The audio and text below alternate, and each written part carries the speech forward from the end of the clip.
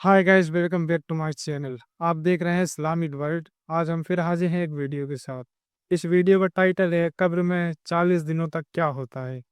मुफ्ती सलमान नूरी साहब ने इस बयान में बताया है कि ये आदमी के मरने के बाद 40 दिनों तक कब्र के अंदर क्या क्या होता है, शरीर के साथ किस तरीके से हमारे आज़ा किस तरीके से खराब होते हैं। तो आइए देखते हैं। बहुत ही प्यारा बयान है, हर किसी को देखना चाहिए। तो आइए देखते हैं। जैसे ही तीसरा दिन आता है तुम्हारी कब्र की जिंदगी का, जब 3 दिन गुजरते हैं तुम्हारी नाक के जरिए से पेट की चीजें बाहर आने लगती, नाक और मुंह से निकलने लगती हैं।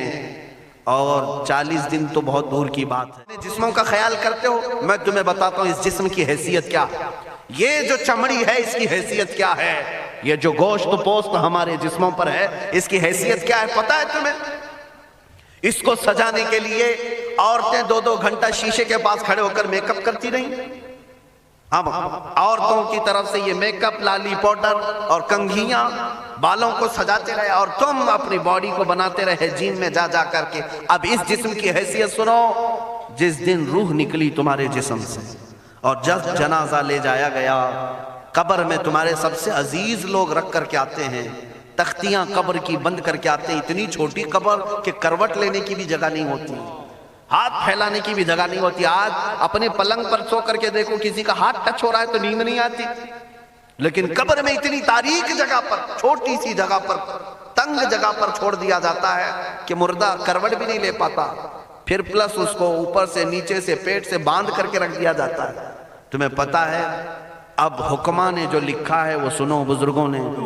जैसे ही तीसरा दिन आता है तुम्हारी कब्र की जिंदगी का, जब 3 दिन गुजरते हैं तुम्हारी नाक के जरिए से पेट की चीजें बाहर आने लगती हैं, मुंह के जरिए से अंतड़ियां या जो भी अंदर का लिक्विड है सब बाहर आता है।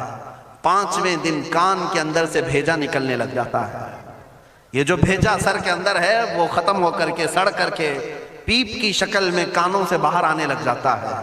नाक और मुंह से पेट की चीजें, कलेजा, खून बन जाता है, दीगर चीजें सब कान और नाक और मुंह से निकलने लगती हैं। और 40 दिन तो बहुत दूर की बात है, 8वें दिन उसका पेट फट जाता है। पेट फूलते फूलते फट जाता है और जैसे ही पेट फटता है कब्र में कीड़े पैदा किए जाते हैं। तुम 1000 कोशिश कर लो लेकिन वो कीड़े उसी के लिए पैदा ही किए जाते हैं, उनकी ग़िज़ा है। वो नाक से निकला हुआ गूदा, मुंह से निकला हुआ गूदा खाने के लिए कीड़े जमा हो जाते हैं, पूरे जिस्म पर तारी हो जाते हैं। पेट जब फट जाता है तो इतनी शदीद ताफुन वाली बू आती है कि कब्रें बंद होती हैं, वरना कई लोग सिर्फ बू से बीमार हो जाते हैं, कई लोग। और यही हमारे जिस्म की हैसियत है, यही हमारे जिस्म की हकीकत है। और चंद दिन गुजर जाते हैं कि उसकी आंखों की पुतलियां लटक करके बाहर निकलती हैं, उसकी आंखों की पुतलियां बाहर आ जाती हैं और गड़े पड़ जाते हैं। अब जो जिस्म के ऊपर मौजूद गोश्त है इसको चूंटियां, मकोड़े और कीड़े खाने लग जाते हैं। खाते खाते 2-3 महीने के अंदर उसको सिर्फ और सिर्फ ढांचे की शक्ल छोड़ दी जाती है, हड्डियां बाकी रखी जाती हैं। जिन बालों में तुम कंघियां करते हैं इन बालों की जड़ों में पीप पैदा किया जाता है, हर बाल की जड़ पीप बहाती है। और जिन चेहरों पर तुम पाउडर लाली लगा करके इसको सजाया करते हैं आईने में खड़े होकर, इन चेहरों पर अल्लाह तबारक व तआला ऐसी झुर्रियां पैदा करता है। ये तो आम लोगों की बात, और अगर गुनहगार हैं तो उनके चेहरों पर बिच्छू छोड़ दिए जाते हैं, बिच्छू छोड़ दिए जाते हैं। कई लोगों की कब्रों पर सांप उनकी नाक को डसते रहते हैं और उनका गूदा पीते रहते हैं। सांपों का अजाब, बिच्छुओं का अजाब, या कब्र के अजाब के साथ ये जिस्म गला दिया जाता है। हड्डियों के सिवा कुछ नहीं बाकी रहता।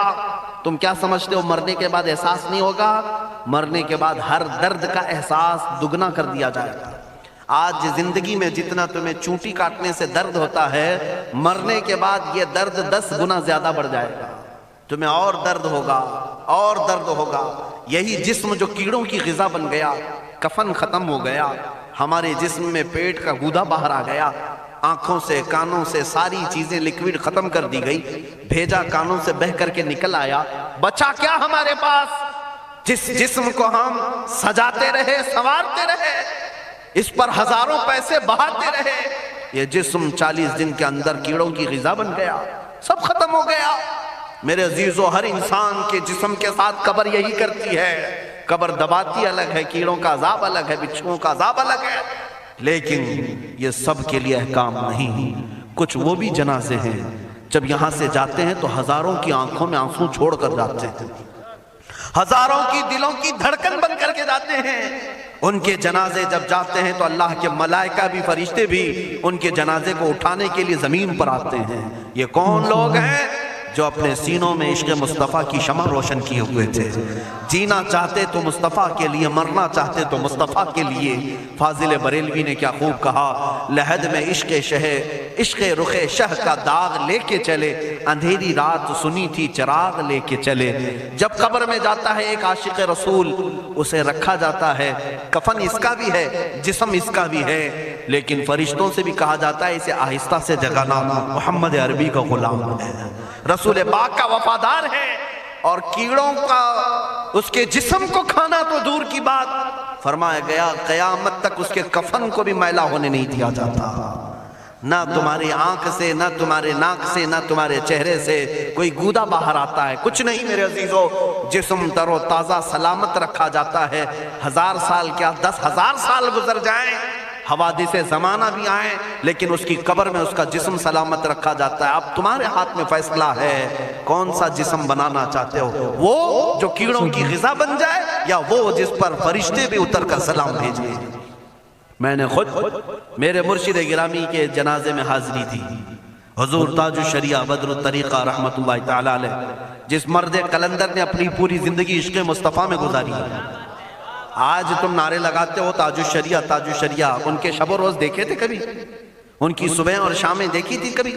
بہت پیر ہوں گے جو باہر پیر ہوں گے، اندر پیر ہوں گے، لیکن تاج الشریعہ کو میں نے اندر بھی دیکھا ہے، باہر بھی دیکھا ہے۔ آنکھیں بند بھی ہوتی، آنکھوں سے اگر کوئی چیز نظر بھی نہیں آ رہی ہوتی، تب بھی اتنا خیال ہوتا کہ کہیں سطر تو نہ کھل گیا ہو، کہیں پائجامہ اوپر تو نہیں ہو گیا ہو۔ سونے کے حالت کی بات کر رہا ہوں، کوئی نہ ہو تب بھی یہ خیال باقی رہتا۔ کون سا ایسا دن گزرتا جب وہ دلائل الخیرات نہیں پڑھ رہے ہوتے، قصیدہ بردہ شریف نہ پڑھ رہے ہوتے، ہزاروں سفر کی مصروفیات کے باوجود حضور پاک کی محبت کے نغمات میں کوئی کمی نہیں آئی۔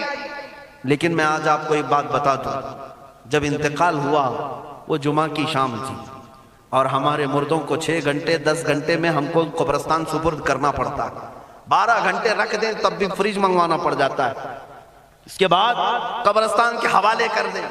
میرے مرشد گرامی کے انتقال کے بعد 48 گھنٹے رکھے گئے تھے، 48 گھنٹے رکھے گئے، اور اس کے بعد جنازہ پاک کو غسل دے کر لایا گیا۔ یہ فقیر قادری جنازے کی گاڑی میں شریک رہا، حضرت کے قدم پکڑ کر کے میں قبر تک رہا۔ میں آپ کو صرف اس لیے یہ بات عرض کر رہا ہوں کہ جب گاڑی جنازے کی چلتی تھی، میں نے زندگی میں بھی حضرت کے ہاتھ پکڑ کر کے ادھر ادھر چلائے۔ حضرت کے ساتھ جب جانا ہوتا تو بازوؤں کو ہم تھامے ہوتے، ہم کیا چلاتے، ہمیں وہ خود چلا رہے ہوتے، لیکن یہ ہم برکت کے لیے پکڑے ہوتے۔ جو نرم و ملائم جسم تھا، میں نے وفات کے بعد جنازے میں کھڑا ہو کر کے دیکھا، قدموں کو پکڑ کر، نہ نرمی میں کمی آئی، نہ ملائم ہونے میں کوئی کمی تھی۔ اور جب گاڑی آگے چلتی تھی،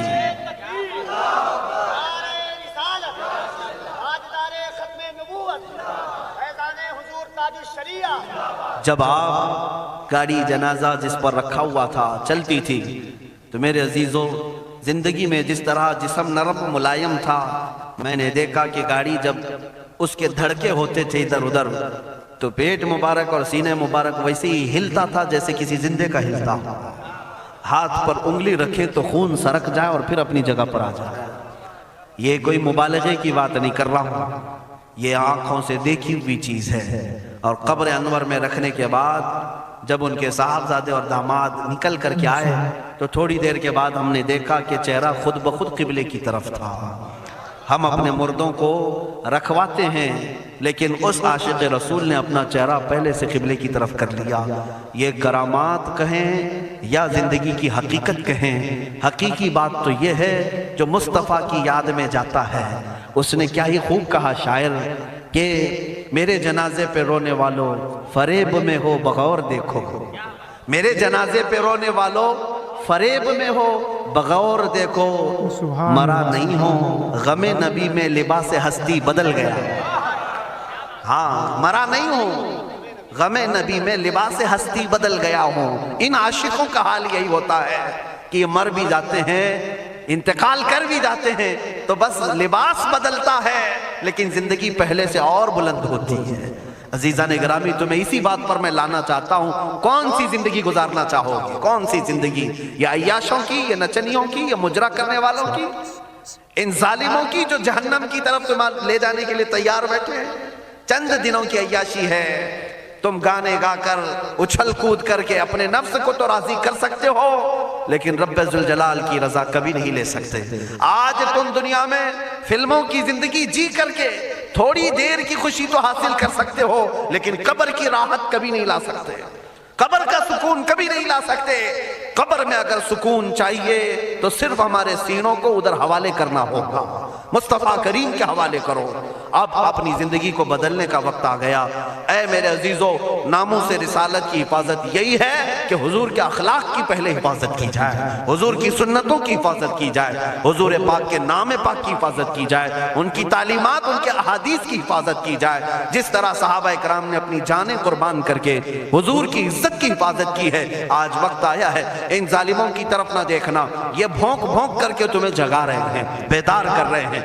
मैं जवाब देता रहूंगा इंशाअल्लाह, लेकिन साथ में मैं इन हादिसात को अपने लिए एक अलग अंदाज से देखता हूं। अगर कोई कुत्ता गुफे में बैठकर भौंकता है और मेरे नबी पाक की अजमत पर हमले करता है तो दर्द तो होता है, लेकिन साथ में अकीदा भी तो हमारा ये है, रहेगा यूं ही उनका चर्चा रहेगा, रहेगा यूं ही उनका चर्चा रहेगा। बड़े खाक हो जाएं जल जाने वाले।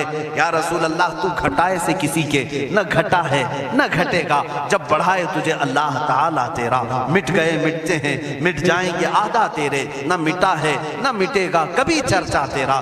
ये कुत्ते किताब लिख करके कहते हैं मोहम्मद अरबी का चरित्र, उनके अखलाक, उनके किरदार बुरे थे, और ऐसी कोई चीज नहीं है इस्लाम में जिससे इंप्रेस होकर इस्लाम कबूल किया जाना चाहिए। मोहम्मद सल्लल्लाहु अलैहि वसल्लम के नाम को इस्लाम से हटा देना चाहिए। इन जालिमों को मैं जवाब देना चाहता हूँ, ऐ मुसलमानों, ये तुम्हें जगाने के लिए आ रहे हैं, ये तुम्हें बेदार करना चाह रहे हैं। अब उठो और ये बताओ तुम कहां कहां से मेरे नबी को मिटाओगे, कहां कहां से? अरे हमारे घरों में बच्चों की विलादत भी होती है, कान में अगर हम अल्लाह का नाम लेते हैं तो साथ में मोहम्मद का भी नाम है। हमारे बच्चे जिस दिन इस दुनिया में आते हैं, अजान उनके कानों में दी जाती है तो अल्लाह के नाम के साथ मोहम्मद का नाम भी आता ही है। हमारी अजानें, हमारे नमाज को बुलाने वाली आवाजें, तुम क्या मिटा पाओगे मोहम्मद अरबी के नाम को? ये हजारों नहीं करोड़ों अजानें बार बार दिन में दे दे करके ये बताती हैं कि तुम वल्लाह मोहम्मद अरबी सल्लल्लाहु अलैहि वसल्लम का जिक्र तुम कभी अलग नहीं कर सकोगे।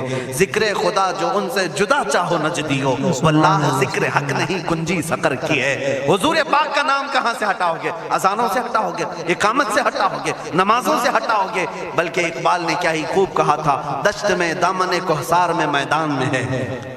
कहाँ है ये नाम? दश्त में दामन कोहसार में मैदान में मोहम्मद है, बहर में मौज की आगोश में तूफान में मोहम्मद है, चीन के शहर मराकश के बयाबान में मोहम्मद है, और पोशीदा हर मुसलमान के ईमान में मोहम्मद है। मैंने ये तब्दील करके इसीलिए पढ़ा है कि हर जगह मोहम्मद है। रसूल पाक सल्लल्लाहु अलैहि वसल्लम को तुम कहां से हटाओगे? हमारे करोड़ों की जिंदगियां उस नाम पाक पर कुर्बान, उस नाम पाक पर कुर्बान। इन जालिमों को ये बात बता देना, इस नाम पाक पर अल्लाह ने नुक्ता तक नहीं रखा है। मोहम्मद अरबी सल्लल्लाहु अलैहि वसल्लम के नाम पाक पर नुक्ता तक नहीं, आयब तो बहुत दूर की बात है। और मिटाने की बात करते हो, मिटाने के लिए तुम इसका एक लफ्ज तक नहीं मिटा पाओगे। मोहम्मद अरबी उस अजीम हस्ती का नाम है जिसकी जड़ें तहतुस्सरा में हैं, जिसकी शाखें औज सुरैया पर हैं। हुजूर पाक सल्लल्लाहु अलैहि वसल्लम को अल्लाह ने रफ़अना लका ज़िक्रक कह करके बुलंद फरमा दिया है। किसी के घटाने से हुजूर का नाम कभी नहीं घटेगा। बयान था। तो ऐसी और बयान को सुनने के लिए, ऐसे और रिएक्शन वीडियो को देखने के लिए हमारे चैनल को सब्सक्राइब करें, कमेंट करें और लाइक करें।